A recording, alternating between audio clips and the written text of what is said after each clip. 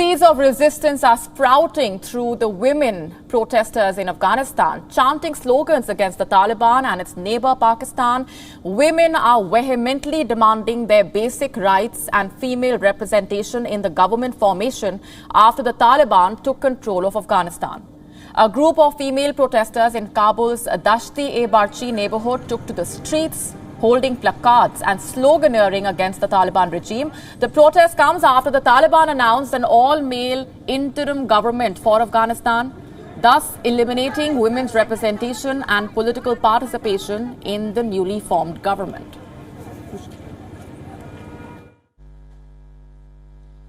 Muhtaram Al-Haj Mullah Muhammad Hassan Akhund, Sarparasti Riyasat al-Wazara. मोहतरम मुला अब्दुल गनी बरादर माविन रियासत अल-वज़रा, मोहतरम मौलवी मोहम्मद याकूब मुजाहिद सरपरस्त वज़ारत दिफा. However, women are having none of that. Visuals on your screen show how Taliban fighters are trying to stop these brave women, but determined to battle for their rights, they continued marching on despite facing reprisal. Protests by Afghan women against the Taliban restrictions that began in Herat have spread to Kabul and Mazar-e-Sharif. It was only yesterday that scores of women chanted anti-Pakistan slogans, further voicing their support for the resistance against the Taliban in the Panjshir province. We are protesting because we don't want a dictatorial government. We don't want ISI's government. They're interfering in our country's domestic war. We are protesting to support the women, and we came here to support the National Resistance Front. With many raising their voice against the blatant discrimination and seclusion of women from the government formation.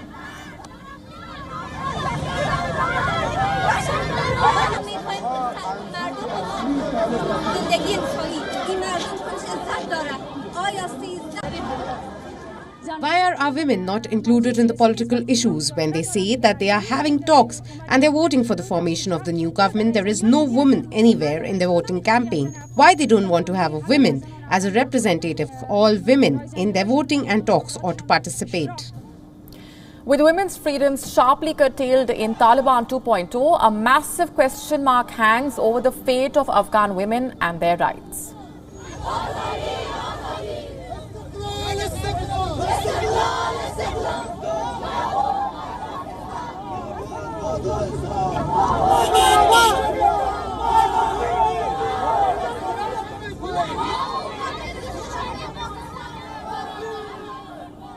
The Taliban, meanwhile, announced the names of the ministers who will be a part of this new government in Afghanistan, a caretaker government dominated by the group's old guard.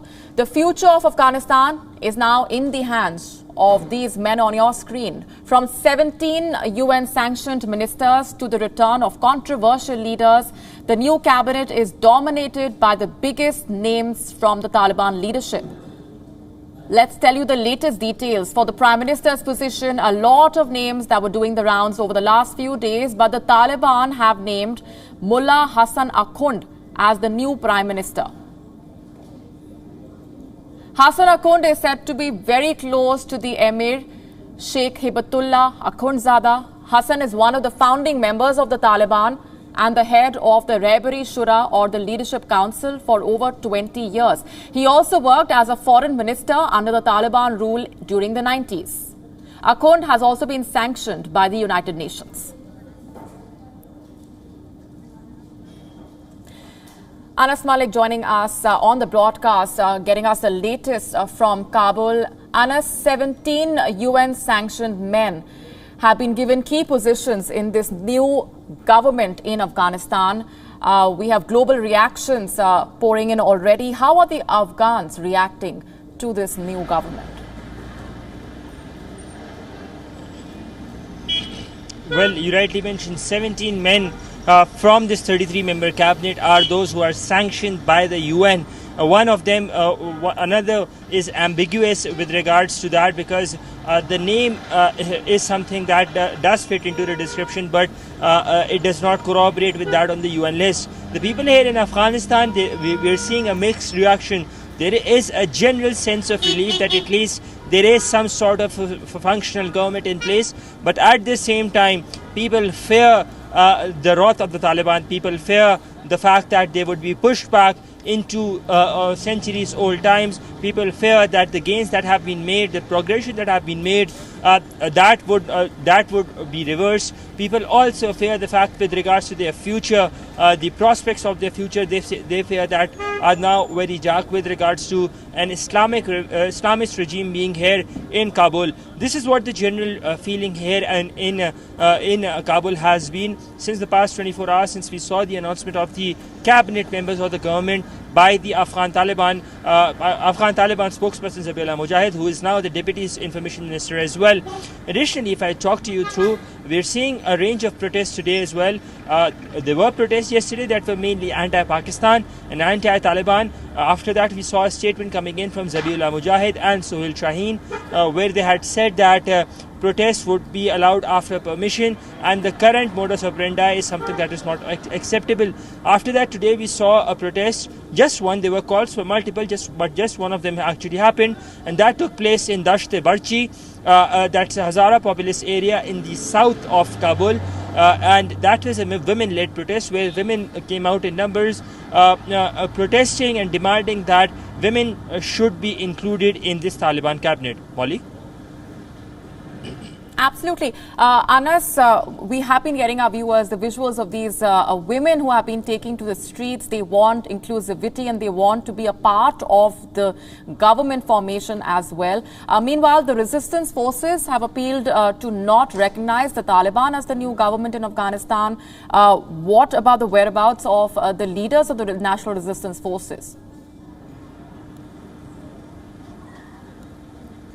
Well, as we speak, there is no definitive word on the whereabouts of the National Resistance Front, the leaders of that, or the leaders of the NRF. But having said that, we're seeing statements coming in from the Uzbek Foreign Ministry, where they have said that they are willing to work with the Taliban. We saw a similar statement from the Chinese Foreign Ministry as well. And just a short while back, the Pakistani Foreign Minister hosting a 6-country meeting, or neighbors of Afghanistan meeting of the foreign ministers, where he has also emphasized on maintaining diplomatic presence. So by and large, it looks like this call by the NRF might not just be paid heed to by immediate neighbors of Afghanistan. That would include the 6 neighbors that Afghanistan has: Turkmenistan, Tajikistan, Uzbekistan, Iran, China and Pakistan.